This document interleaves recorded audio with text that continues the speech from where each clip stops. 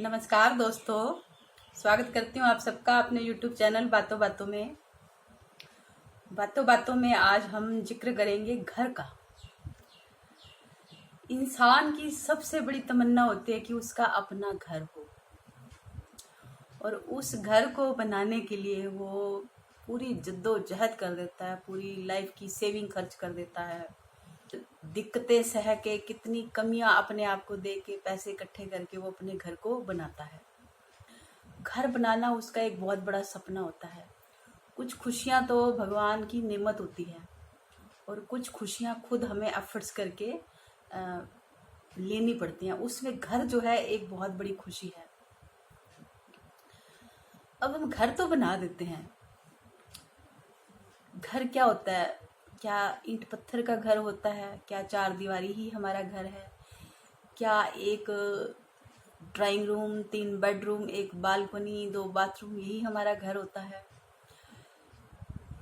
घर जो होता है व्यक्ति का नहीं होता, घर घर के मेंबर्स का होता है।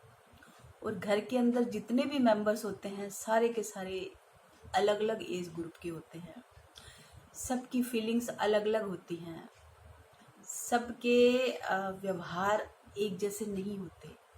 उन सब के साथ एडजस्ट करके मिलजुल के रहना ही घर की एक परिभाषा है।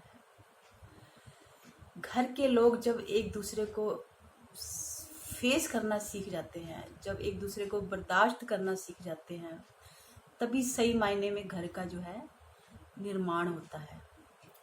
घर के सब लोग जब एक दूसरे की तरफ मुंह करके बैठे होते हैं तभी घर का निर्माण होता है। अगर घर में 4 दिशाएं हैं और हर दिशा में एक मेंबर अपना मुंह अलग लेके बैठा होता है तो वो घर नहीं है। घर को चलाने के लिए बहुत ज़्यादा एडजस्टमेंट करनी पड़ती है। घर में अपनी फीलिंग्स को एक्सप्रेस करना पड़ता है। घर के मेंबर्स के लिए अपनी फीलिंग्स को देना पड़ता है। हर मेंबर एक दूसरे के लिए सेक्रीफाइस करता है, ये कहना पड़ता है।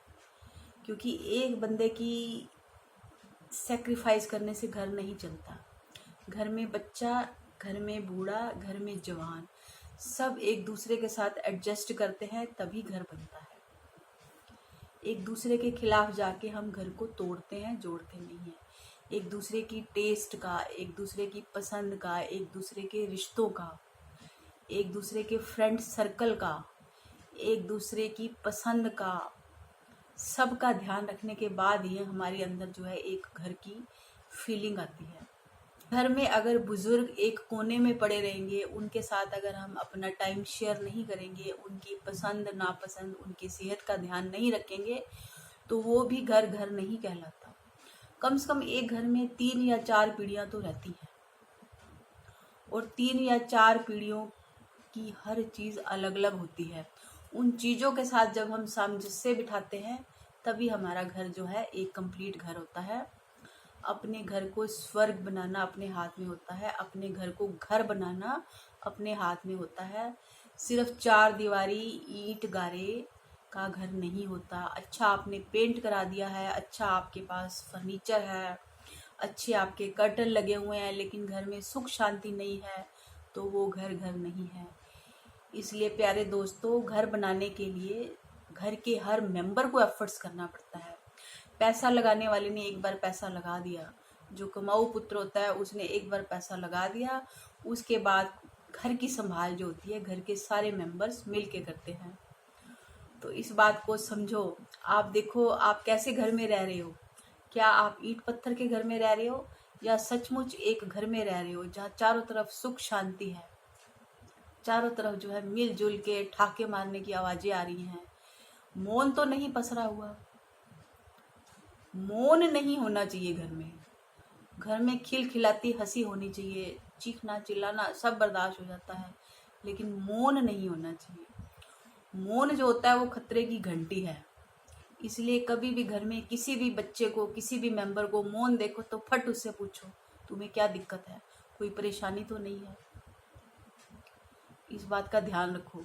बाथरूम हो, बाथरूम में हर बच्चे की पसंद का टूथपेस्ट, साबुन, शैम्पू सब होना चाहिए। ये बात छोटी छोटी है लेकिन इसके रिजल्ट बहुत अच्छे होते हैं। किचन में सबकी पसंद का खाना बनना चाहिए।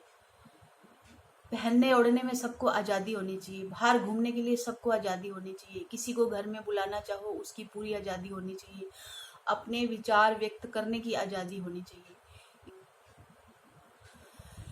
घर आने पे लगना चाहिए कि ये घर जिंदा है, इस घर के हर प्राणी में प्राण है, जोश है, उमंग है। तो ऐसा घर सबको मिले, सब ऐसे घर में रहें। मिलते हैं नेक्स्ट टॉपिक पे। नमस्कार।